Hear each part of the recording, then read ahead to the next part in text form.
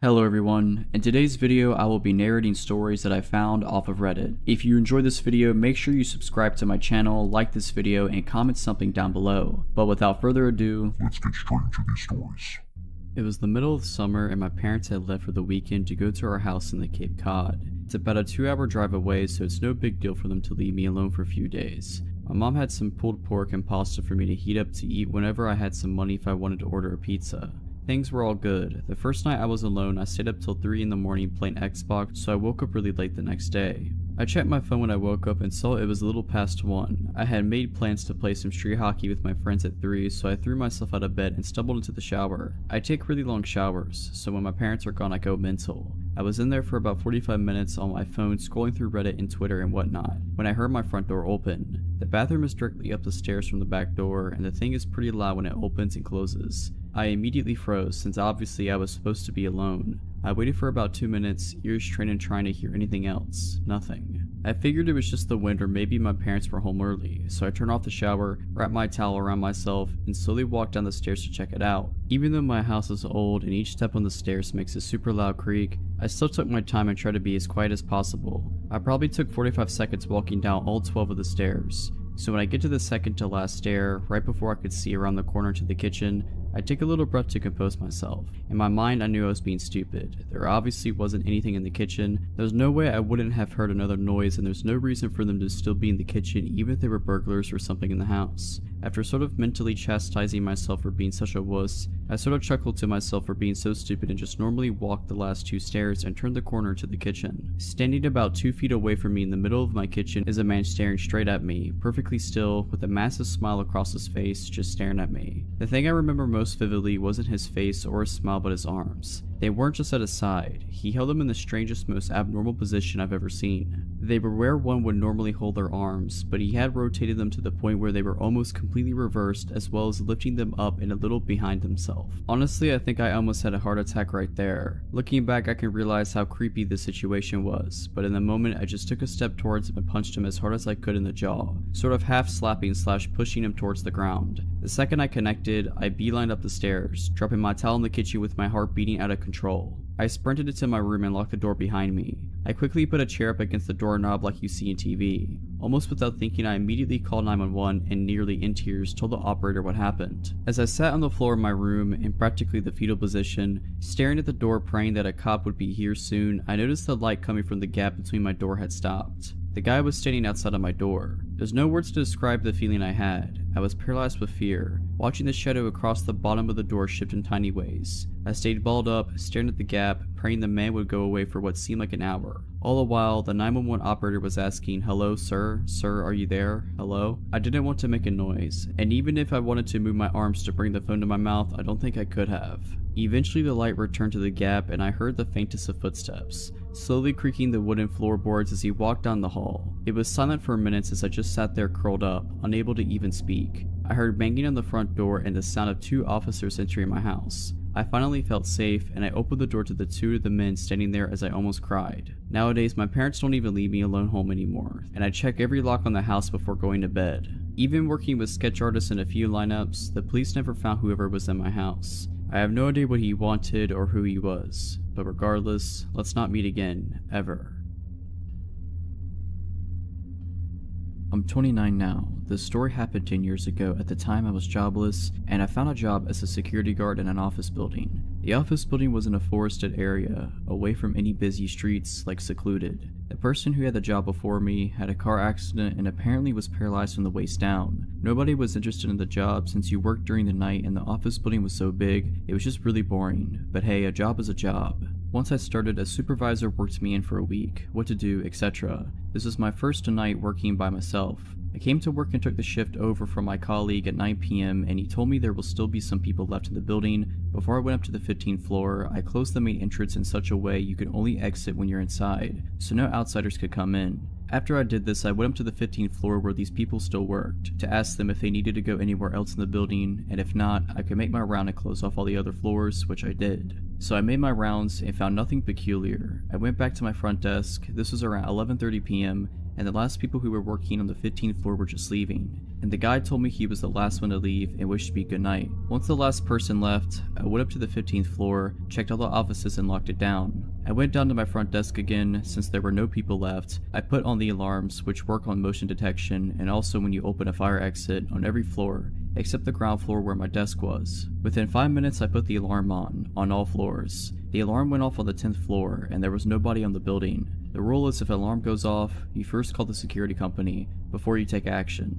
I told them I would investigate the alarm and I would call them back once I checked it out. Otherwise, if I don't call back, they would send a police car to check it out, just as a precaution. I checked the whole 10th floor and I found nothing. Went back to call the security company telling them it was a false alarm. I kid you not, the alarm on the 10th floor went off like 7 times in an hour, and every time I checked the floor, I couldn't find anything out of order, or even that there was someone there. Since this was my first day working alone and the alarm went off so many times, the security company thought I was screwing things up and wanted to file a complaint to my boss, which would mean I would lose my job I just had for a week. In retrospect, the following was the dumbest thing I could ever do, because the alarm went off again. Since I didn't want to call the security company again and cry wolf, I went up to the 10th floor without informing the security company. The only thing I had on me was a mag light, since security guards in the Netherlands are not allowed to carry guns. I went up to the 10th floor, checked the floor, and as before, found nothing. The only difference now was I pretended to leave, turned off the lights, and stayed on the 10th floor, listening if someone was there. In about 5 minutes, I heard someone or something moving.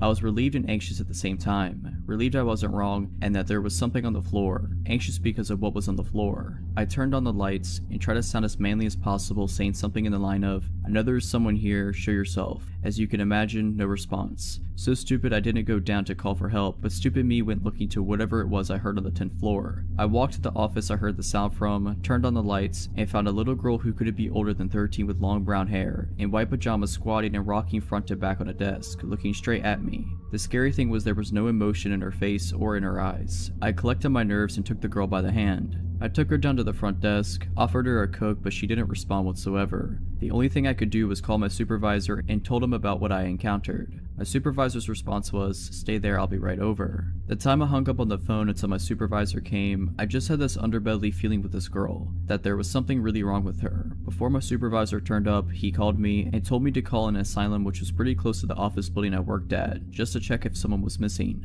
Why would there be a 13-year-old girl in an office building with no houses nearby whatsoever? So that's what I did. I called the asylum, asking them if there was someone missing from the asylum, and I got the scariest response you can get. Yes, as a matter of fact, someone is missing. I gave them a description of the girl sitting next to me, and it was in fact the girl who was missing from the asylum. They told me she was really dangerous and that I should watch my back at all costs. They immediately sent people over to take the little girl with them. A week later, my supervisor told me the story of the girl I found, since he talked with the people from the asylum. It turns out the girl killed her mom and dad and little brother whilst they were asleep when she was 11. Even in the asylum, she wounded staff members, either by stabbing them with a pencil or in another case biting a piece of an ear off. To this day, we still have no clue how she ever came in the building. We checked all the cameras and there was no footage of her ever entering the building.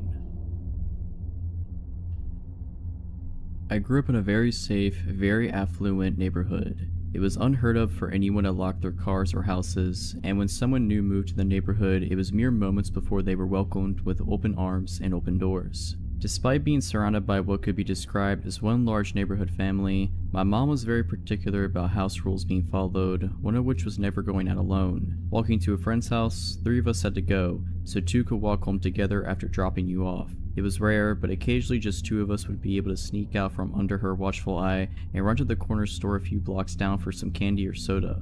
One sweltering day during the summer I turned 9. I found myself home alone and restless. I decided to take my sister's cool new 10-speed for a spin around the block a few times. Now, even though I was tall for my age, the bike was still a few inches too big for me. I decided that didn't matter, jumped on and started pedaling. My first lap around the neighborhood went off without a hitch. Birds were chirping, sun was shining, and the wind blowing through my curled hair felt wonderful. Second lap around the block, I passed an older, unfamiliar car parked on the side of the road, and the sun reflecting off the huge scrape down the side temporarily shocked my vision into bright blue stripes which I furiously tried to blink away. The third lap, I saw the car pull off the side of the road heading towards me, and a tiny pit of unease began to grow in my stomach as the driver slowed when he passed me. I chalked it up to being scared of being caught out being alone, and continued on my way. I picked up speed as I rounded the corner towards my house, and I decided to go for one more time around the block, but to make it quick so I'd beat my mom home and avoid the trouble I knew I'd be in if she caught me out alone. I hit the bottom of the hill next to our house with some speed and started to climb to the top,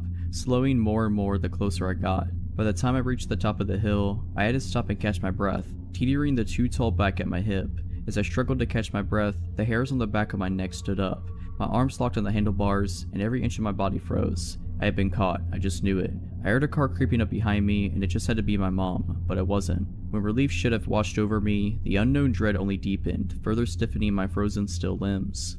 I turned to see the same old car, with the same blinding scratch down the side, slowing down right next to me. The man stopped the car right next to my bike on the wrong side of the street, and through his opening driver door started to ask me if I had seen a stray dog running around, because his had come off the leash and run off. I froze. This cliche question is the one they warned us about in school, the one every kidnapper supposedly uses. I decided if I answered him firmly and rode my bike away that he would know his plan wouldn't work on me. Plus, he might just really be looking for his dog. This was my plan. My terrified body betrayed that plan, and a trembling no is all I could manage. As I fumbled my feet to the pedals of this too big bike, his car door flew open and out he lunged. No, I said again as I wobbled my way past his open car door, his hand brushing the back of my shirt and knocking my back tires. I pedaled as fast as I could the 50 feet to the next driveway I saw. I pedaled, legs burning, up the drive, running my front tire so hard to my neighbor's front tire that it bent the wheel. My body catapulted over the handlebars, and I burst through the neighbor's front door. Eddie, help. My neighbor was not home. I ran into the kitchen, still caught in hopes I was wrong.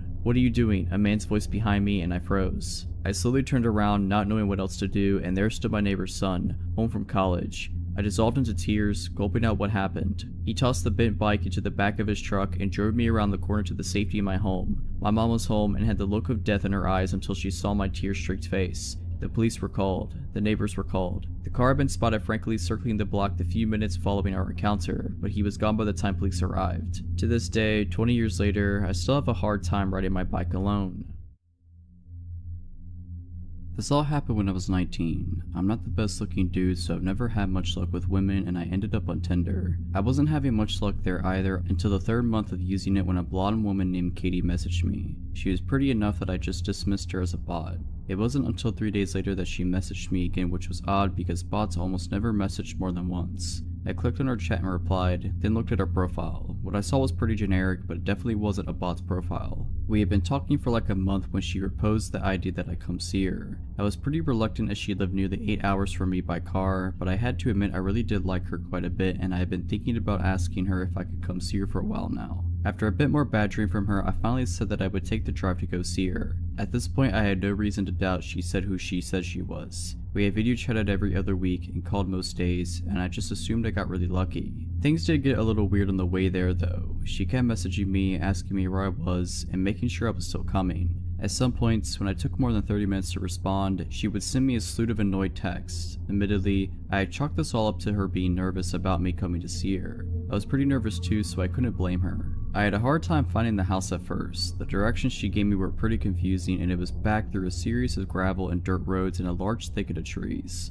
It was still about midday when I came onto an old-looking house. A window on the second floor was boarded up, but it didn't look abandoned, just worse for wear. Katie's red buggy that she liked to talk about was parked in front of the garage. I took out my phone and texted her that I was here. She only sent a smiley face in return. When I got out of my car to go knock on the door, I noticed someone was looking at me from one of the second floor windows. I found it a little creepy, but figured it was just her father or something. She had told me that he comes to stay with her every now and again, so I ignored it and knocked on her door. She answered with a smile and even gave me a kiss, which surprised me, and I followed her inside. We sat down on her couch and started talking about our plans when I asked her about her dad. "You didn't tell me your dad was here," I said. "Was that going to be a surprise or?" Katie looked confused and told me that her dad wasn't here. I still thought she was keeping up the act, and I told her that she didn't have to keep pretending, and that I had seen him looking at me through the upstairs window. Katie went pale and said that we had to get out of there now. We both ran out to our cars, and when I questioned Katie, she informed me that her dad wasn't there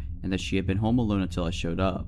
I called the police, and while I was on the phone giving the address, Katie gasped and pointed to the window where I had seen the guy last. He was looking at us from out the window again. I got a better look of him, and he seemed older and frail, almost like he hadn't eaten anything in a while. He left the window after he saw that we saw him. The police took half an hour to show up, and the whole time Katie was crying and mumbling about how she was an idiot for not keeping her doors locked. When the police finally did show up, one started asking me and Katie questions, and the other two searched the house. They came back out a little later and told me and Katie that, while they didn't find anyone, they did find that the back door was hanging open. Whoever it was had ran out into the woods, but the cops were sure the house was empty. After the cops left, Katie asked me to stay the night because she was too scared to be in her house alone right now. I gladly did, and we slept downstairs on the couch as Katie's bed was the room next to the one the man had been in. Katie had also brought out the shotgun that her father had given her but she never used. I told her it was fine, the man's gone, but she insisted, saying she'd feel safer if we had it out. I'm glad she did. Later that night I was still wide awake, watching TV. Katie had somehow managed to fall asleep.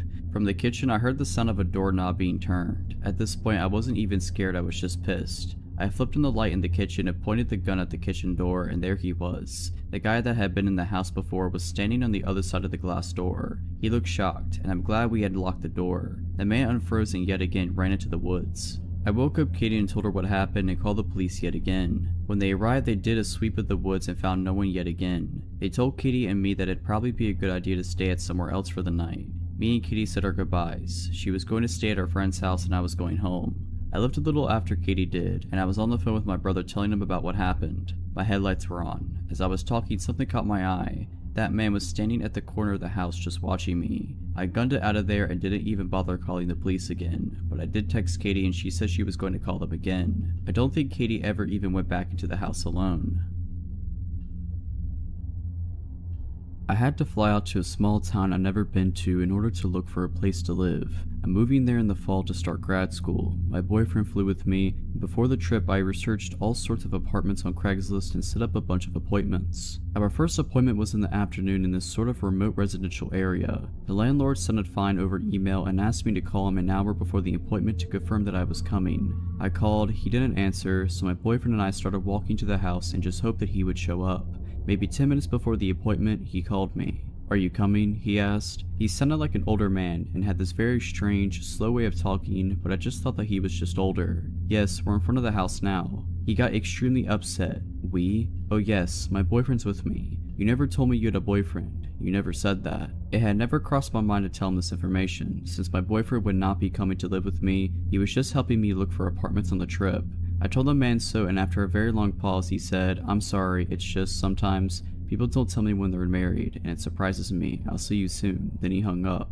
I told my boyfriend about what the man had said and he was immediately weirded out. He wanted to leave, but they were slim pickings in terms of real estate at this point, so I stupidly said that we had to stay, in case this place was the place. As we're discussing it, we see a man leave the house we're going to view. This man was young and extremely sketchy looking, greasy hair, furtive eyes. He took one look at us and ran out of the house to his car and pulled away from the curb with a screech. Okay, so now we're really weirded out, but this isn't enough for us to bail just yet, and as we look at each other wondering what to do, the landlord arrives. He's in his 50s, very tall and very strong looking. His eyes are completely blank and empty of warmth or emotion. He slowly walks up to us and says, "I'd shake your hands, but mine are dirty." "What from?" my boyfriend asked. "Work," is the flat reply. He asks us a lot of questions about me, completely ignoring my boyfriend. The entire time he stares into my eyes without blinking. What am I going to school for? What other places am I considering for living? Is my boyfriend moving to this town too? I try to give answers that are as vague as possible. Meanwhile, my boyfriend asks the landlord questions of the same kind, which he refuses to answer. Then he says, "Apropos of nothing, let me show you the basement." At this point, I should have noped out of there, but I didn't.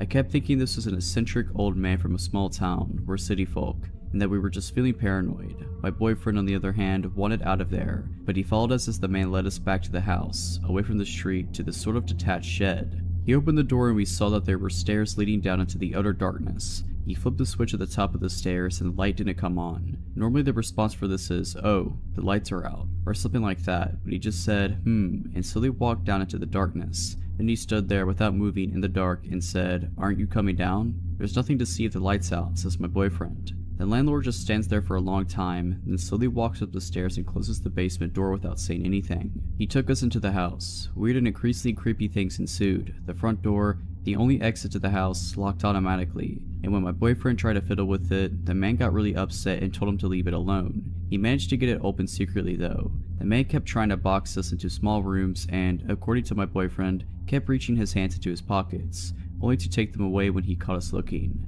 On Craigslist and in person, the man claimed that there was a grad student already living in the house. but the evidence of that seemed arranged. There were neat piles of generic textbooks on the table, but not other things a 20-something might read. There was a bowl of fruit on the table, but no other food in the fridge or pantry, or utensils. There were maybe 3 t-shirts in the closet. This supposed grad student wasn't out of town, but the landlord couldn't say what school he went to or how long he'd been renting the house. Finally, the man had showed us every single room in the house but one. This one he refused to open, claiming it was just the attic and we didn't need to see anything up there. He gave us several reasons when we inquired. It was unfinished, there was furniture up there, it would smell bad. This last one I believed, because standing near the door, it smelled terrible. Finally, we made our excuses and bolted out of there. The man walked us out, pretended to go into his car to leave, and when he thought we had turned the corner, slowly sauntered back into the house. My boyfriend, fixated on the idea that there was something wrong with this guy, googled the man that night. We found out 3 things: that he was a pillar of the community, known by a lot of the townspeople, and that there was no evidence of him owning or managing a real estate company, as he claimed on Craigslist, and he had listed his home address as the very house we had been touring, the house where the grad student lived. Yeah, we won't be renting this place. This happened sometime in 2011. I had been married for a little over a year and had given birth to a son a couple months prior. I was 23 and had just started working in a hospital while I took classes to finish my degree and hopefully apply for the police academy. I had met one of the security guards named Joe a few times as I frequently assisted in the ER with various tasks. As I got to know him, he had a son a little younger than mine and was a veteran also applying to police academies, and we formed a friendship. We exchanged numbers as he offered to help me train and give me pointers for the physical portion of the police test since I was out of shape after having a baby. One day while talking to him, I mentioned how where I would study when on break was so loud and wish I could find a quiet place to sit. He offered to give me a tour and show me all the hidden places employees would use. It was a Sunday, so the hospital was quiet and I met up with him. We walked around and he showed me gray areas and offered to show me where the helipad was. We went through areas that were blocked to most staff. As we climbed the stairs and got closer to the roof, I started to get anxious and felt my stomach drop. I couldn't explain it and felt fear as we got closer. I'll admit, I'm afraid of heights and thought maybe that was it, but when we got on the roof, the fear got stronger, but it was directed towards Joe. Something was off, and I had this feeling that at any moment he might try something and push me over the edge of the building. I just had to get out of there. Fortunately, at that moment, the phone I carried rang and my coworker wanted to know where I was and if I'd be back soon to help her with something. I told him I had to get back and followed him back out, making sure he was never behind me. After that day, I avoided Joe at work and would only keep text messages short. I felt bad at first, thinking I was overreacting because he had never done anything to me to make me feel that way. As time went on though, the texts became more frequent and he would try to ask me what I was wearing. I told him it was inappropriate as we were both married. I started seeing him more frequently and felt he was everywhere, just lingering like he was waiting for me. Finally, one of my coworkers, Stan, asked me about it and I confided in him what was going on. I told him how I was scared to report him because he was part of security. I also mentioned how I would see him sometimes when I would leave at night around midnight and was scared that one night he'd be waiting by my car even though he didn't know what kind I drive. After that, Stan walked to my car every night I worked since we had the same shifts together. After he noticed I was never alone, he stopped bothering me. A few months later, I found out that he was fired for harassing another girl, who had the courage I didn't have to report him. I feel bad that I didn't speak up at the time and someone else had to experience it. So Joe, I hope we never meet again and I hope you never got into police academy.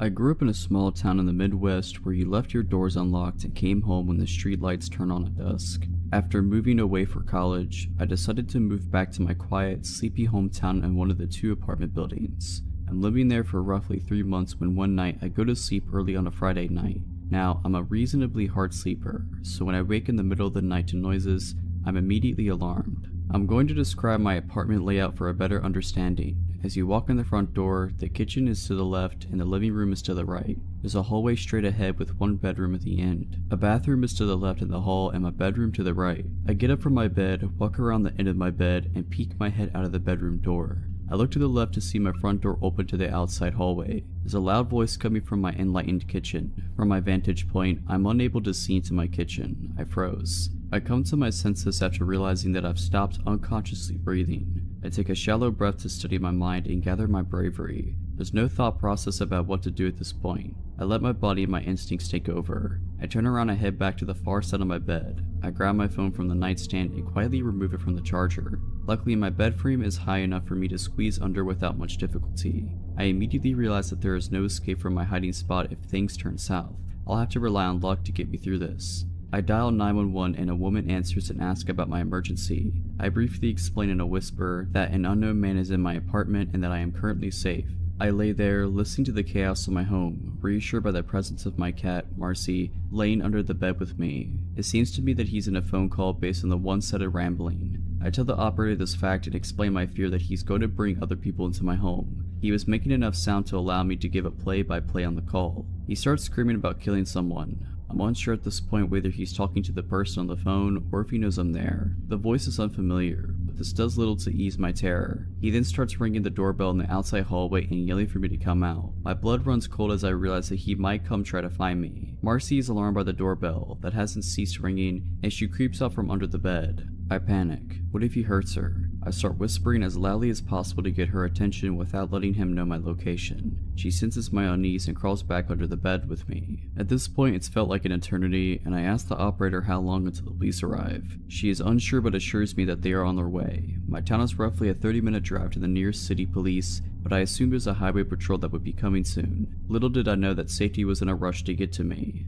I hear him walking around my apartment and enters my extra bedroom, which is a storage room with a bed. He hasn't stopped yelling. I'm still unaware whether he is on the phone or not. I hear him mention that it must be a kid's room. I shush the operator because he's ceased his screaming for the moment. I hear more noises like he's going through boxes and throwing things. Then my fear is realized, as I hear him quietly enter my room. I see his feet walk closest to my vantage point. He starts going through my clothes and emptying my hamper onto the floor. He turns around and walks to my bed and sits down. I stopped breathing. I think he lays down at this point since the pressure of the bed lessens on top of me. He's deadly silent and I'm still holding my breath. They're shuffling and moving around and he gets up and walks out of my room. I take a shallow breath and steady my conviction. He starts making noise again like he's throwing and punching things. I inform the operator that he was just in my room and the police need to hurry. I don't know how long I can keep Marcy under the bed and concerned about what could happen if he finds me. He walks back into the kid's room quietly. I shush the operator again because she is continually asking for a play-by-play. I hear him breathing from the other room. After the quietest few minutes of my life, he yells, "Who's there?" I freeze again listening for movement, nothing. I'm starting to get lightheaded from my shallow breathing. The silence is deafening, and I fear he's trying to detect me. After a lifetime, I hear footsteps entering my apartment. I hear a man's voice say, "Hey bud, you're in the wrong house." I've never felt more relief in my life before this night or since. I hear my door close, and I crawl from under the bed and break down. The adrenaline and anxiety take over as soon as the feeling of safety washes over me. A female officer comes around to my side of the bed and puts her hands on my shoulders. I'm trying to keep it together and failing miserably. She let me put my clothes on, and I could hear 3 male voices coming from my apartment. The woman left and came back with a handful of clothes asking if any weren't mine. They all were, and I answered in kind. She shut the door behind her as she left again. I turned and looked out my window and see no lights from the cop car on the street. I look at my phone and realize the call to 911 took 19 minutes. I can't explain the feelings I had at this time since many hit me all at once. The door opened and the officer motioned to have me exit. Taking a first look at my home was almost as anxious as the event itself. My apartment was a complete mess. Clothes were everywhere mixed with garbage and other belongings from my shelves and counters. This man had removed items that he intended on taking and placed them in the outside hallway. They tell me that they found him on the floor in the second room completely naked, holding a bottle of lotion. In his vicinity, there was a winter hat with an unknown substance inside. They tell me to look and see if any of the clothes in the apartment do not belong to me. I tell them no. This man entered my home completely naked and destroyed my home. I noticed that the lid of my garage can was filled with cat poop. It seems that it had been separated from the rest of the bag. The rest of the garbage was littered across the outside hallway. They asked me if I would like to stay here or go elsewhere. Thankfully, my parents lived down the street, and I had an officer drive me there. I explained to my parents what had just happened, and in the next few days, I have to explain the situation to what felt like half the town. The ridiculousness of the story catches people's attention and becomes a slight joke. Now I should feel better knowing that he is in custody, but the events after the break-in do little to comfort me. An officer shows up with a subpoena to appear in court to testify, but I receive a call for a postponement. I just want this to be behind me. After a month, I call the phone number on the paper I received and ask when they are rescheduling for since I hadn't heard anything. The woman informs me that they mailed another and I had not shown up. I asked where was it since I have not received a summons. She tells me that they sent it to my address, but the wrong town. It has been 2 years since this happened and I've since moved 3 times. I don't know if I'll ever be content and happy anywhere, but I'm hoping that is not the case. He was released 6 months after his conviction for some reason or another on parole. He immediately disappeared and fled from his parole officer. So naked man, I hope to never meet you again.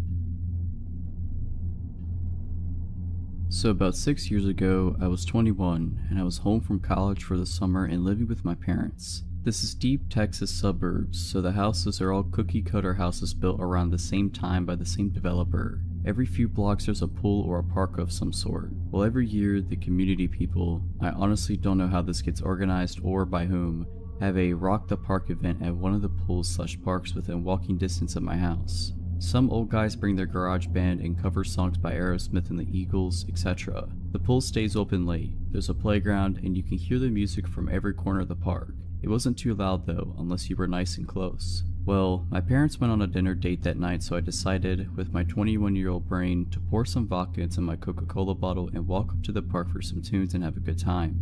It's only about a block away from me, so I get there pretty quick and down a good amount of vodka along the way. I'm feeling pretty good by the time I get there, so I head right up to the closest bench to the stage. They were just standing within some cones and speakers on the grass. There's a person sitting on the far edge of the bench, but I don't really pay attention to him first. There's a good 4 feet of empty bench between us. It didn't take long, however, for him to strike up a conversation. He had a bony face and looked to be about at least 30. He said hello, how are you, etc. I was polite back, but pulled out my phone so he might get the message that I didn't really want to talk. He asked if I'm having a good time, and like a fool, I tell him that of course I am. I'm a couple shots worth of vodka in. I shook my Coke bottle and the small amount left in it fizzed. That was when he started to ease his way in.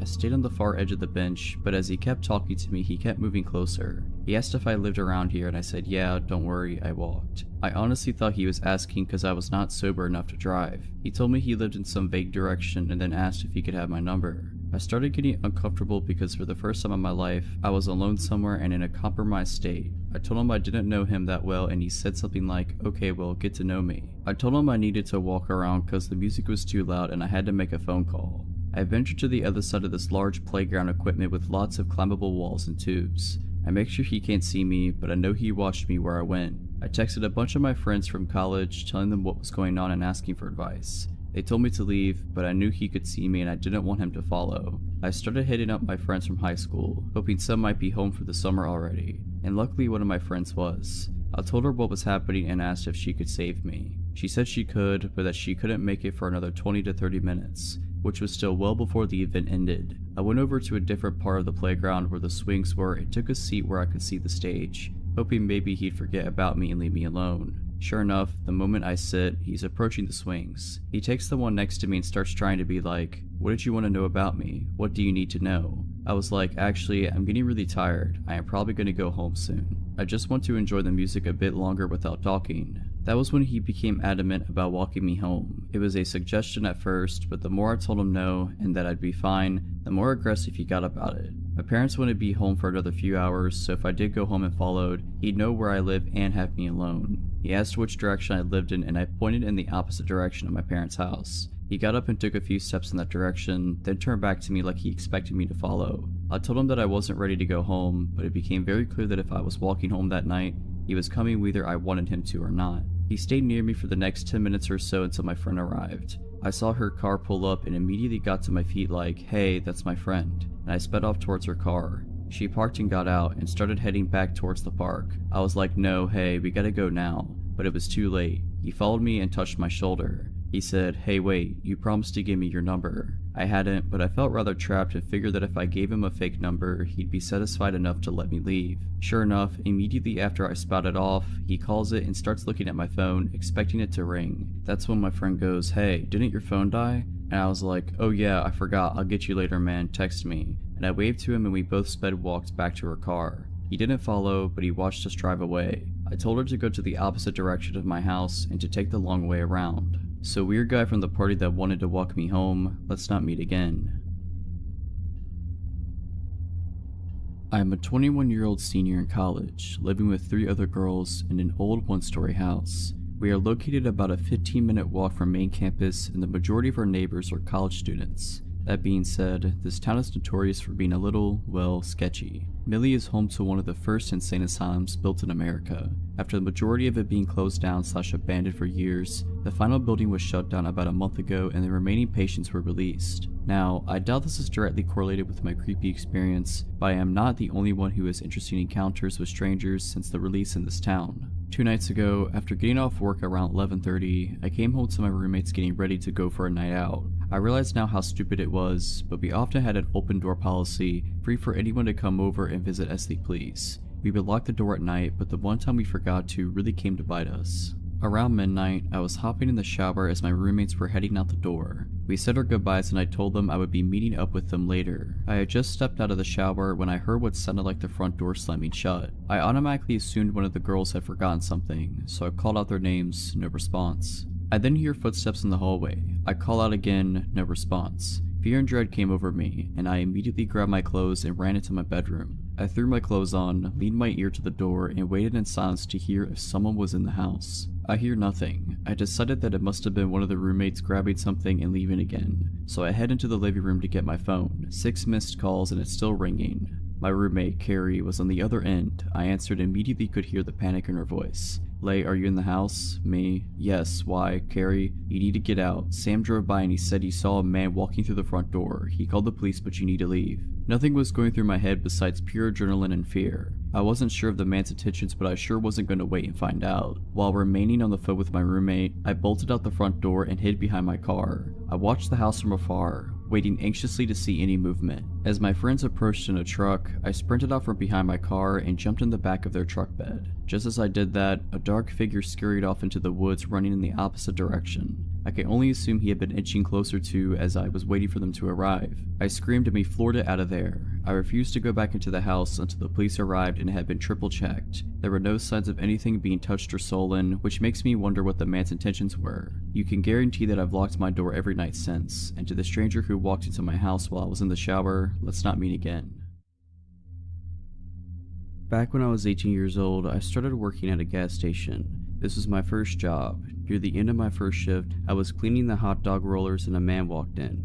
He was rough looking, not in a bad way, but like he had been working outside all day. As soon as I set eyes on him, I got the gut feeling that I needed to stay away from him. Since I wasn't the one at the register, there was no reason for him to talk to me. However, the moment he saw me, he walked over and asked if I was new. I said yes, and he told me I was doing a good job and went on his way to check out. I noticed that he had a Jamaican accent, which was weird to hear since I lived in Michigan. Honestly, at that point, I thought that my gut was wrong about him. I was right the first time. During my next shift, he once again came in and again I was cleaning. He came over to me and I still got the bad feeling in my gut. He asked me how my day was and I told him that it was okay. He then looked at my hand. I was wearing my high school class ring and I put it on my left hand ring finger because I didn't want to scruff it up while cleaning with my right hand. He asked if I was married. I said no and I told him it was my class ring. He then asked if I was dating and I lied and said yes. He started asking me questions about my boyfriend, like how old he was, did I want to marry him, and if we were in a physical relationship. I told him I wasn't comfortable with answering that and he got mad but dropped the conversation. He would continue to ask me questions about my love life every time he would come in. After about a month and a half of this, I noticed that he would come in every day that I was working. This was weird because the days and hours that I worked changed from week to week. I asked my coworkers if he came in when I wasn't here and all of them said no. I also asked if any of them had told him what shifts I had been working, but again they said no. This honestly freaked me out and I'd start to feel nervous when I would see his car pull in. One day he tried to give me his phone number and I politely told him that I wasn't interested in it. He got mad and was telling me that I needed to take it. My coworker at this point told him that he needed to leave.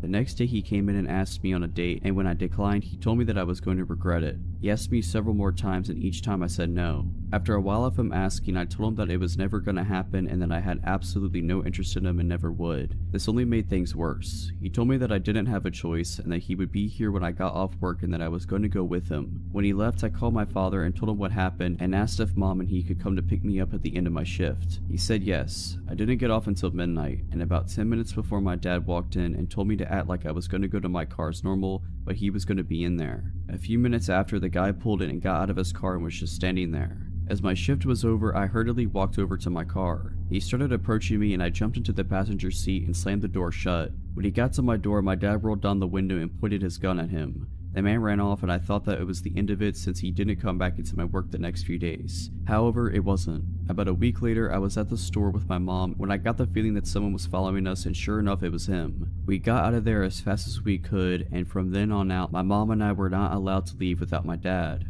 Everywhere I would go, he would show up. Even when I went to my friend's house, who lived about a half hour from me. We caught him driving by the house several times. My mother also caught him following her several times, which freaked her out. We contacted the police and told them what was going on, but they said there wasn't enough evidence and that there was nothing they were able to do. To this day, I am still mad at the police for not doing anything. He started coming back into my workplace, and I asked my boss to ban him from the store, but she said no. Later, I would find out that they were friends, and that is how he always knew when I was working. I also believe that she was the one to give him my phone number, because it was around this time that I started receiving strange messages about how I looked, about my parents, and other creepy things. I got to the point where I was so paranoid that I wouldn't leave my house without my father. I had to have him drop me off and pick me up from work, and when I was at work, anytime I had seen a car that even somewhat looked like his, I would run and hide in the back room. Even my poor mother was paranoid and wouldn't go outside without someone with her. Finally, my father had enough and told me to quit my job and that he would help me pay the few bills that I had. Even after quitting my job, I was freaked out and decided to go stay with my aunt and uncle, who was a police officer, who live about 6 hours away from me. When I got there, it was the first time in nearly 6 months that I was able to relax. It didn't last for long. One night, my uncle and I went to pick up a pizza. Less than a minute after he walked in, the glass on my door was broken and hands were grabbing me. It was the Jamaican man and another guy. They got the door open and were pulling me out. I fought them as hard as I could. I got a few good hits on them, but it didn't do much good. Thankfully, my uncle came out and both of them ran after my uncle when he announced who he was, and my uncle chased down the Jamaican man after I shouted which man he was. That day he was arrested. Later on, I found out that he was illegally here and was deported. It took me about 2 years before I would go anywhere by myself. Honestly, it wasn't until I got my CPO that I was comfortable going places without someone with me. So Jamaican man, let's not meet again. I was in college and I lived in a house with 5 roommates. I lived on the 2nd floor, and the way it was set up is important. There were 4 bedrooms on the 2nd floor and 2 bathrooms. 2 of the bedrooms each shared a bathroom, which was accessible only by the bedrooms, not the hall. So I could walk through the bathroom to my roommate's room and vice versa. My door had both a handle lock and a deadbolt, which I used every single night because it was a habit I'd had since freshman year. Because in dorms, drunk roommates or floor mates tend to wander in and wreak havoc if you don't. The door to the bathroom, however, didn't have a lock, so I could never secure that. One of my roommates had her boyfriend visiting, and he'd brought a friend with him. I hadn't spoken to the friend or gotten to know him at all, and I didn't really have any opportunities to since I didn't hang out in any of the common areas of the house, and frequently didn't even sleep there because I was casually seeing someone at the time. My first interaction with him was about 2 days into his visit. I was coming home around 6 AM from the house of the guy I was seeing, and I walked into the living room. When I came in, the visitor was alone and shirtless in my kitchen, which is open to the living room. He didn't even say hello, he just angrily asked me, "Where were you?" which I was taken aback by, because he sounded like a jealous boyfriend, but I told him I had been at my boyfriend's house and he said, "You didn't tell me you had a boyfriend." Well, of course I hadn't told him, I've never spoken to him. I made a weird face at him and went upstairs and didn't see him again for the rest of the day. I slept in my own room that same night, deadbolt secure. I woke up at around 7 in the next morning to him entering my room from the bathroom. Before I could say anything, he saw that he woke me up and said, "Sorry, I was looking for the bathroom." I replied, "Well, you're standing in it, so," and he retreated and closed the door. I didn't think much of it at the time because I was groggy and I just fell back to sleep.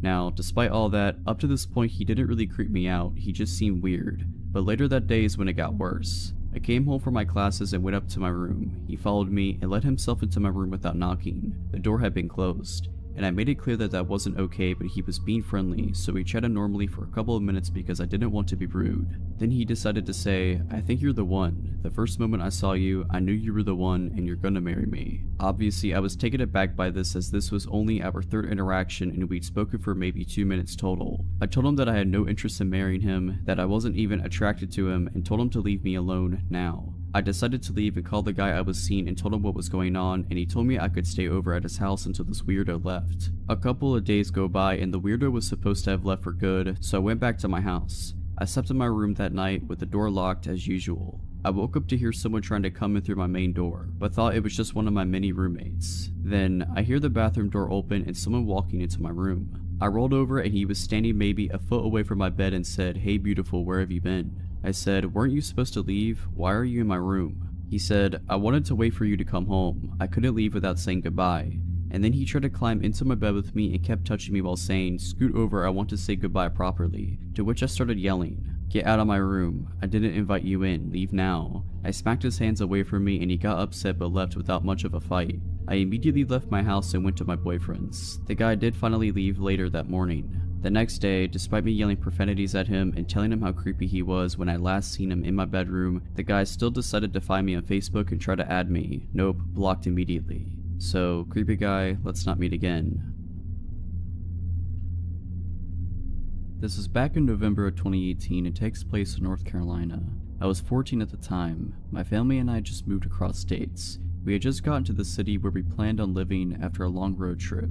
We were all hungry, so decided to go grab dinner before we went to pick up the keys to our new house. We went to this local pizza shop. Since we had our dogs with us, we hadn't moved into our house yet. We decided to eat in the car. I'm a pretty fast eater compared to the rest of my family, so I finished way before them. After I was done, I decided to bring my puppy out to do her business. We were standing just a little ways up from the car, playing in the leaves on the ground. I grew up in Florida, so I wasn't used to seeing piles of autumn leaves, so was just living my best life, not paying attention to my surroundings. When a man taps on my shoulder, my dog notices him and immediately tries to jump on him, as she does with anyone, so I pull her back while I'm backing away from him. He looks to me in his mid-40s to 50s. He smiles creepily at me like it was forced. He says in his scruffy southern voice, "You have my dog, my border collie." Immediately a red flag goes off in my mind, as my dog looks very obviously like a boxer, nothing like a border collie. I just say nervously, "I think you're mistaken, sir, this is my dog." Not even telling him how my dog does not look anything like he was describing. I look over to my parents' car that was just a couple feet ahead of me, unsure of what to do. They hadn't even noticed the man approach me. They were on their phones. The man now asked me, "Well, you would be able to come help me look for my dog, right?" I can feel my stomach drop in that moment. I still don't want to make a scene, as I'm probably overreacting. He then says something along the lines of, "I have some money in my truck for you if I went with him." My hands are sweating at this point. He points over to a very sketchy, run-down looking truck. I tell him I'm busy and I have to go, but best of luck to finding his dog. Still trying to keep him on my good side. Looking back on it now, I don't know why I didn't tell him my parents were right there. If I would have, I think he would have backed off. He then decides to grab my dog's leash and says he has dog treats at his truck and starts to walk away with my dog. I pull the leash away from him and say sternly, "I have to go now." As I start walking away, he then grabs my wrist and rips the leash out of my hands, throwing it to the ground. He starts pulling me with him, mumbling something like, "Just come see what I have for you." My dog, the sweet girl she is, follows after us and starts barking, while he starts to drag me with him. I am pretty small, 5'4", and have no upper body strength, so I just start screaming to let go of me. My parents are alarmed, hearing me scream and our dog chasing after me barking, see this man pulling their daughter against their will. They immediately start sprinting after me. I start screaming, "Mom, Dad." I think he got alarmed when he heard me yell out "Mom," as she starts running towards us. The sudden realization that my parents were right there in their car the whole time. He makes a run for it and we didn't run after him. My parents were just glad they had me. This is definitely not a good way to start off our new life in North Carolina. Not even have lived there a day yet. I did not wish this to ever happen to anyone, as it was terrifying. But my advice is for you, don't be afraid to use your words, even if they offend the person. I like to begin by describing myself, because I believe it's relevant to the story. I'm 25, male, and a bit above average height. I have been doing sports 5 to 6 times a week since I've graduated high school: gym, running, CrossFit, squash, swimming, and any team sport my friends decide to play at any given time. My favorite hobbies are mountaineering, hiking, and bouldering. I've just recently purchased a new pair of high-altitude mountaineering boots because it's near the end of the summer season and they were on sale. The plan is to wear them in the Alps next summer on a few ascents. I live in a European capital, one that's surrounded by wonderful nature with many trails and opportunities for hiking. I decided to break in my boots last Saturday, more specifically because it would have been my granddad's birthday, and he also loved hiking before he died. These boots are overkill for these woods, but I needed to try them. I selected a nice route that's around 25 kilometers and set off at about 9 in the morning. It rained just the day before, so I expected a fair amount of mud and not so many people, as they were easy scared off by the weather. Since the summer was extremely hot, it was a nice change of temperature, especially between trees and such, where it's a few degrees cooler than in the city. In the not so distant past, my dog would have definitely joined me on this hike, but she's turning 14 this year and she doesn't enjoy long distance walks anymore. My girlfriend had to do something for work on short notice, so I knew from the moment I woke up I would be doing the hike alone. The first half of the hike was perfect. The altitude difference along the trail is minimal, I barely broke a sweat, and I misjudged how many people would be out due to the storm the day before. I met at most 6 to 7 people during the first 2 to 3 hours, and most of them were cross-country runners. It's worth mentioning that I wasn't walking quickly. I stopped on many occasions to take pictures or study some animal tracks. There are deer and wild boars in these woods, nothing more menacing, not animals anyway, but I won't get ahead of myself. Between 12 and 1, the path ran into an actual road, one where cars can go. This road is asphalt, but deep in the forest and can only be used to reach certain landmarks that are also in the forest, so cars seldom go here. My trail required me to take this road for a few hundred meters. As I was walking along the road, I heard a car approach from behind me. It went past me, not too quickly or too slowly. It was an older, green SUV with a fresh registration. You could tell by the license plate. Probably an import. Anyway, I thought nothing of it at the time. Then I heard it come back. It drove me past for the second time, now very slowly, and I could clearly see two men sitting in the front seats, wearing baseball caps and sunglasses. Both had stubble beard game going on as well. I assumed they were gamekeepers, even though their cars have a crest on the hood and on both front doors. As I hike a fair amount, I know these things, I see them around quite a bit. They would also not be driving a car like this. They have Jeeps which are more suitable for the forest. Still, I felt no discomfort, and again, I thought nothing of it. Then, my trail left the asphalt road and began snaking in the woods again. I walked ahead serenely, gazing at trees and whatnot. Then, I suddenly had the strange sensation that something or someone was behind me.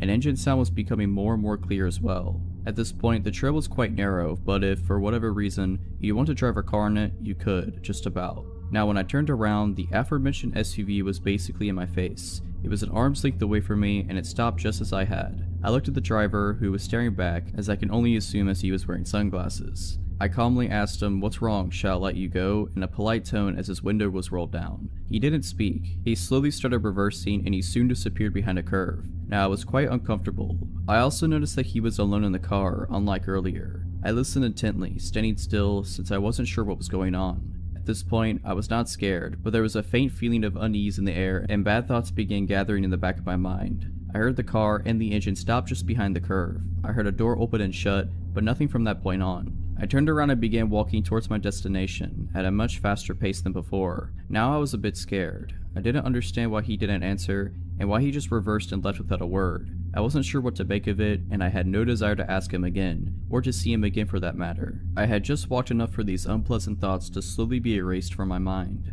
As I had been drinking a lot of water as I usually do, I decided to use the bathroom. I saw a perfect spot, a very narrow path off my trail that led quite clearly to a little hunting tower. I walked over to the tower, put my bag down by the ladder that led up to it and began peeing. I was also interested in checking Google Maps to see where I was, but since there was no signal, I decided to check my map. I also had a sip of water. I had been camping there for a good few minutes before I headed back at the trail from where I deviated to pee. Right before I arrived back to the main trail, I thought to myself how extremely quiet it was.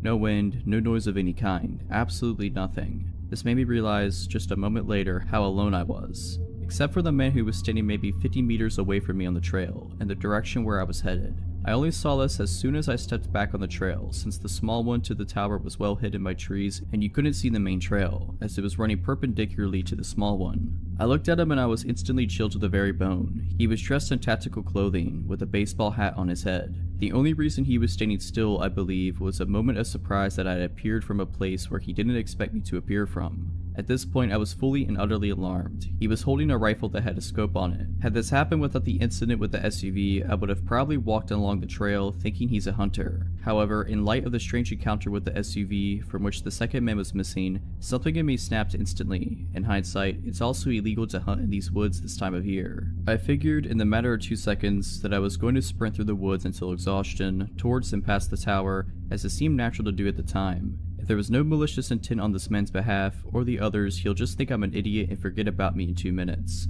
If I'm right, it's the best call I will ever have made. He began running towards me. Adrenaline blossoming within me, I began sprinting away. I sprinted past the tower and deep into the bushes, not sparing my legs as I was wearing shorts and a thermal jumper.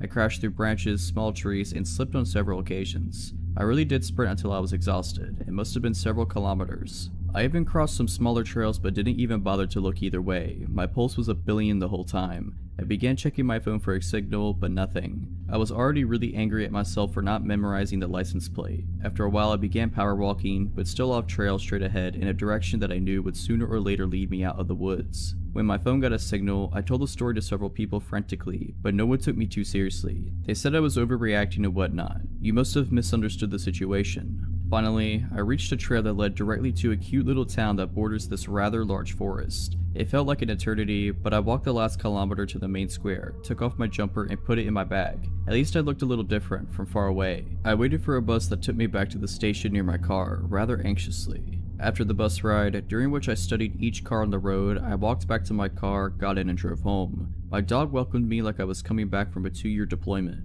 Dogs are just amazing. She must have felt that something shook me up. The boots destroyed my feet, but they aren't meant to be sprinted in for long periods of time. I called the Forest Gameskeeper's office. I inquired about whether they have such cars in service as the one I come across. They do not. Their gamekeepers also don't typically work in pairs. Like 99.9% of the time, they are alone. I told them my story and they took me a lot more seriously than my friends, but they assured me that the police wouldn't. No one could have been legally hunting in the area during summer either. I've been reading local news, but nothing extraordinary has been reported yet. I really hope nothing will be reported either. Gentlemen in the empty forest at lunchtime, let's not meet again. This happened a couple years ago. In 2016, I had just turned 18 and was in my second semester of community college. I was lucky to get to take a few specialized classes that were requirements for my major. These classes require me to drive about 45 minutes every Monday, Wednesday, and Friday to the main campus of my community college system. This is relevant because I was going to a town that I didn't know much about and didn't know anyone who lived there. There was a man in my class named Eddie. He was a big guy in his late 40s. We spent a lot of time in the lab for these classes, and he was stationed right across from me. I was a bit more naive and unsuspecting at the time and wanted to be nice, so I talked with him and my other classmates quite a bit. It was a lot friendlier to him than I would be nowadays. He started being overly friendly to me and would stand too close and ask too many personal questions. He'd flirt with me in class, to the point it seemed to make other people uncomfortable to watch. He also started staring at me a lot, with an intense look that scared me. Of course, being young and not wanting to hurt his feelings, I decided to ignore it as best as I could. I told my boyfriend about it, but again, Eddie hasn't actually done anything to me, so there wasn't a lot I felt like I could do. A few weeks after that started, all of us were hanging out in a small break room type area, studying for an exam in our next class, which was about 30 minutes away. I was sitting at one table chatting with some middle-aged women in my class, and Eddie was at the next table over messing with his phone. I noticed that I was going to get something from the vending machine and stood up. As I did, he tried and failed to discreetly turn his phone toward me and snapped pictures of me as I walked in the machine, got my drink, and bent over to pick it up. I realized what was going on as I was walking back to my seat, with him still taking photos, and I shot him a look. He put his phone away and just sat there staring at me. I was trying to look pissed, but honestly I was just really freaked out. I excused myself from the table and called my boyfriend near tears, telling him what happened. He was angry and said that I needed to tell someone, but I said no, I didn't want to make a scene. He tried to comfort me as much as he could, but I had to go to class soon afterwards. Our last class finished at about 9 p.m. and since it was January, it was completely dark out when we all walked to our cars. I was actually texting one of my guy friends about what had happened when Eddie walked up to my car, stopped for a second, and looked at me through my windshield, then slowly kept walking, watching me through my driver's side window the whole time. He was parked nowhere near me and the wind chill was below zero, so he had to have made a point to walk by my car like that. I was terrified and with my hands shaking, I started my car and drove home as fast as I could, calling my boyfriend on the way and crying. After that, I decided I needed to talk to my professor about what was going on. I was so nervous, but I asked her the next week if I could talk to her privately when class was over. We went to her office and I told her about Eddie and what he had done and how he acted weird toward me. She told me that she had noticed tensed up and went quiet when he got close to me, and had noticed paying a lot of attention to me, and told me she believed me about the pictures. She was honestly amazing with how she handled it. She promised me that she would move things around where I'd be away from him in the lab and asked if I wanted her to talk to him about it. I said no, that I didn't want to make him angry, and she said that she'd respect that, but she was going to have the security guard stand at the door and watch me go to my car every night and that she'd tell the program director what was going on, but Eddie wouldn't know that I had talked to her. By the time we had got done, it had been around 30 minutes since class had ended and she offered to walk me outside. I'm glad that she did, because when we came out the elevator to the first floor, Eddie was sitting there in the foyer alone. Everyone else had gone home. My blood ran cold, but I tried to act as normal as I could. He seemed as surprised to see her professor there as she was to see him. She asked why he was still here, and he said he noticed my car was still parked out front and wanted to make sure I didn't have to walk out by myself. I'm pretty sure I was as pale as a ghost, but my professor gave him a look that I couldn't read and said not to worry. She's walking me to my car from now on and the security guard will be there every night. He said that was good and quickly said goodnight and left. It still chills me to think about what could have happened if my professor didn't walk me down to my car that night. I have no idea what he was capable of doing. After this, she rearranged our seating, made sure we were never grouped together, and I started making sure I walked out to my car at the same time as a few other women in my class. The security guard was usually in the foyer and we only had a couple months left of class, so there weren't really any other incidents, but I still caught him staring at me sometimes and he looked like pure rage. It's been a few years and I don't go to that school anymore and I'm moving to a completely different city soon. But Eddie, let's not meet again. I recently ran into an old coworker from our time we worked at the sandwich shop in the truck stop. We chatted for a while before he had to leave, but I started thinking about my stint at that place, specifically the creepy sandwich guy. In college, I worked some overnights at the truck stop. It was a pretty safe place in a smaller town, and there had only been 3 incidents in the 4 years the place had been open before I got hired in. 1 trucker got robbed, 1 group of ladies arrested for servicing the truckers, and 1 OD. I was never really worried, even though my coworkers seemed a little concerned that I was a young girl working overnights at a truck stop when there was only 1 other employee in the whole place. Usually it was really slow. Most of the time I'd get 3 or 4 truckers come in within the first hour. A couple people came in with the munchies and ordered 3 dozen cookies one time, but usually it was maybe 1 or 2 people an hour, if that, so I'd spend about 3 hours cleaning ovens, finishing dishes, deep cleaning the lobby, that kind of thing. And then I get to spend whatever time between customers doing homework. The overnight boss on the other side, the gas station side, was cool as long as everything was cleaned and tipped regularly. A few weeks before I inevitably left this place, a guy came in about 20 minutes before my shift was over, so it's about 5 AM by this point. My coworker had arrived early so he could fill out some paperwork he had to get done, so he was sitting in the back office already.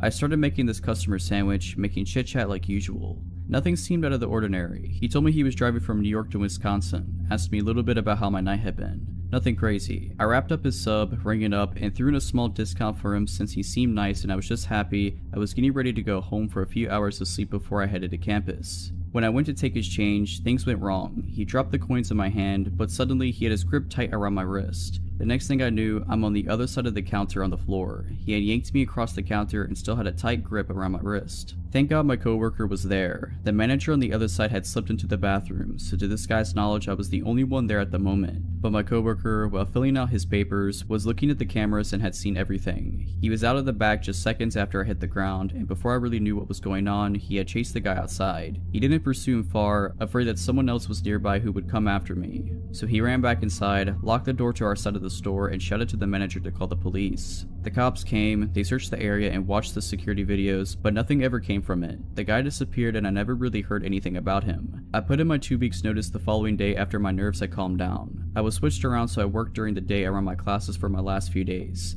and they made it a policy that 2 people were to be working both sides of the truck stop on overnights from that point on. I still live about an hour and a half away from there, and honestly I haven't went back since my last day just because that memory is still in my mind almost 8 years later. So, creepy sub guy, let's not meet again. This took place about 8 years ago. I had been single for a very long time. My kids kept telling me to get back into the swing of things, but I just kept making excuses. My nephew told me about this dating site. He said that there was no harm in talking to people, so I did it. I put everything out there so there were no surprises when or if they met me. I thought that if they still contacted me after reading all I had described myself and we matched, then maybe I would have coffee with them. I met with one gentleman who was way too regimental for my crazy life and kindly declined any more involvement with him. Another guy seemed too pushy and acted like I should be honored to be in his presence, but then there came, we will call him Richard. Now please keep in mind I had very low self-esteem at the time. That being said, Richard seemed great. We carried on conversations for hours. He lived an hour and a half away, so all we could really do was talk to each other. We talked about our kids, dreams, goals. My daughter even friended one of his sons on Facebook. I was a secretary for some self-help meetings in my town, and he was going to school to be a counselor. Perfect, right? We talked for at least 4 months, but after a while, I noticed that he kept having small problems come up. Arguments with his mom with whom he was living, no money for gas, his truck broke down, his oldest boy was mad at him, just little things, you know? Not anything that would set me off, but it was his poor me to heck with it attitude. I tried to let that go and really be a positive influence in his life. His mother and boys loved me and told me that they had never seen him so happy. Time went on and we were still talking every day. I had an opportunity to come see him, and of course, my daughter went with me so she could meet his son in person as well. I took him and his son out to eat at the only little coffee shop in that town. He knew I was on a fixed income, but I paid anyway because he was going to school and didn't have an income as of yet. We had a good time. We met at his son's house in a hilltop town. We were having such a good time that we didn't notice that the snow was coming down hard and the roads were icing up, so my daughter and I stayed the night in one of the rooms. It seemed like the closer we got to his family, the more distant they became to him. It was odd. The next day the roads were clear, so we said our goodbyes and went home, but before we left, I received one extra hug from his son's mother-in-law. She whispered in my ear, "Don't fall for him." I thought that maybe there was something she didn't like about me. That came out of the left field. The next few days we didn't talk. I thought that was odd. Did I do something wrong? Someone from the self-help meeting told me that there was a man looking for me. She said he looked disheveled and smelled like alcohol. This wasn't a surprise to me because I helped quite a few people get back on their feet, and maybe this one fell off the wagon and just needed to talk. As I was driving down my street, I saw a truck in my driveway I didn't recognize at first. It was him. He found out where I lived and was sitting in the front of my house. At first I was happy until I looked in his truck and saw him slumped over reeking of booze. At that point my fixed mode set in and I asked him in for some strong coffee. He told me that he had a blowout with his mother and she kicked him out and his boys won't talk to him. I got him some clean clothes and told him to take a shower. I figured we could sort it out the next day. In the meantime I was taking him to a meeting. He sobered up and agreed to go, but the whole time at the meeting my friends were acting like I had lost my mind. Did they see something I was blind of? He went back to my house and he seemed okay, almost too okay like nothing at all happened. My son pulled me aside and told me he didn't like him much, but I thought that maybe he was just being overprotective. I should have paid more attention. We went to the store because I wasn't prepared for the extra mouth, and I bought 4 2-liters of soda, a gallon of milk, and 2 monsters for both of him and my son, some chips and other things for dinner. After we ate, we all watched some TV and headed off to bed. I let him sleep on the spare bed in my room, but in the middle of the night, he tried to get frisky. At that point, no. My grown kids were in the other room and something just didn't sit well with me. Like he wasn't the same man he was before. The next morning, my daughter came running out of the bathroom angry. She said in a loud voice, "Someone peed all over the toilet." He didn't say a word. Later, we were all eating breakfast and he started to let food drop out of his mouth onto the table and floor and was spitting food while he was talking. He took 3 2-liters and drank them back to back, letting some run down his chin. Then, yes there is more, he took the remote and started to set future recordings for his favorite shows and deleting a few of my grandchildren's. He set recordings for weeks in advance. Wait, what are you doing, my friend? This is not cool. I told him, but he acted like I said nothing. Then he went to the refrigerator and told me that I had to go to the store and buy more soda and stuff because it was all gone. Like it was gone. He even drank my son's monster and the whole gallon of milk. One day, mind you, only one. At this point, my daughter was also livid, so she contacted his son and he proceeded to tell her that Richard's mother kicked him out because he wouldn't get a job and was stealing money and eating her out of house and home. His other son won't talk to him because he keeps asking for money and won't pay it back. He himself was mad at him for lying to me by telling him that he was going to school when he wasn't and using me as his next big meal ticket. Well, that was it. I got all of his stuff together and took it to his truck and asked him to leave. It doesn't end there. He had loosened some bolts on his transmission, making it impossible to move. He begged and pleaded for me to let him stay. He was at that point snot was coming out of his nose. He said that he just wanted to be close to me and if that meant sleeping in his truck, he would do that and he couldn't live without me. Well no, I called his oldest son and told him that if they didn't come with a tow truck and get their dad, his fate was not going to be nice. They arrived 2 hours later apologizing for their father's actions. We found out that through his son that for many years he had gone through quite a few unhealthy relationships and took advantage of a lot of women that fell for his lies. He still tries to friend me on Facebook to this day. When I was 16 years old, I decided to surprise my parents with a bouquet of flowers for Valentine's Day. We've always celebrated this as a family holiday rather than a romantic one. I didn't have a car to drive to a florist, but my high school was within walking distance of a hospital boasting a gift shop that sells floral arrangements. Between classes during the week of Valentine's Day, I set off for the hospital by my lonesome, cutting across campus to walk through a network of side roads populated with specialty doctors' offices that kept odd hours. The sort of buildings where traveling doctors mainly hold surgery consultations or perform small procedures a few times a month. The trip there passed without incident. As I was walking back through said deserted roads with a vase of flowers in a tow, I noticed an unkept 1990s car close behind me. While my memory of the car is hazy, I am left with the impression that there were at least 2 men within whose faces I could not see. Initially, I assumed that the driver was simply afraid of hitting me, the reason they weren't passing by, so I made a point of dramatically trudging further into the grassy shoulder of the road, demonstrating to them that they could drive safely ahead. They still refused to pass me by, continuing to creep along behind at a slow pace. Beginning to suspect that the driver was more interested in me than a destination,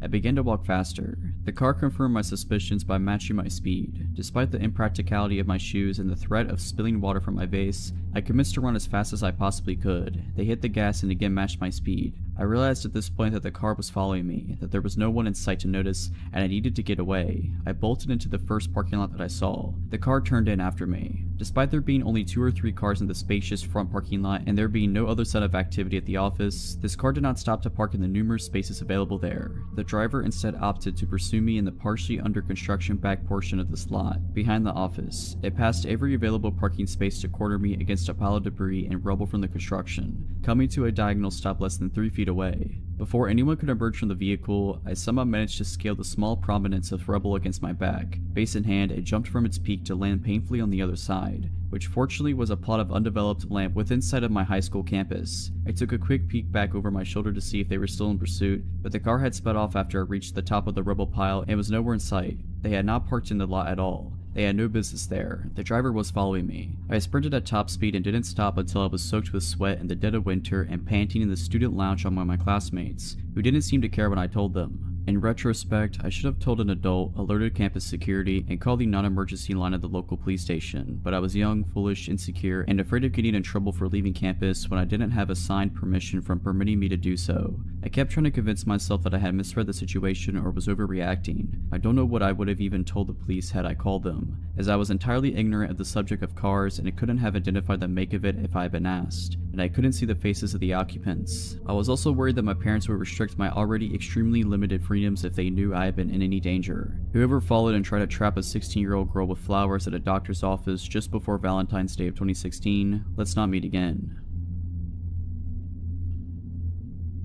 So when I was in probably 2nd or 3rd grade, we had an early dismissal. For those of you who don't know, that's when school goes for longer than half a day, but we still get out an hour or so early. I remember sitting silently in class working on math problems when the phone rang. I joked to my friend next to me that I hoped it was for me. We all watched the teacher answer the phone because we knew that 90% of the time it meant someone was leaving class. When the teacher's eyes met with mine, I suddenly got pretty worried. My teacher said something into the phone and then asked me, "When are you getting off the bus today?" I thought this was really weird. My mom knew I would be getting home because she had to leave work early so she'd be home when I got home. I just told the teacher the normal time. The teacher talked for a few more seconds and then hung up the phone. I asked her what it was about and she told me that my parent just wanted to double check what time I got off the bus. I didn't really think about it too much for the rest of the day. Later I got off the bus and walked home without incident. When I walked in the front door, my mom asked me about my dad and took my coat. I remembered the look on her face when I asked her, "Why did you call the school to see what time I was getting off the bus?" She looked shocked. She said that she hadn't called the school. I told her the whole story and she immediately started making frantic phone calls.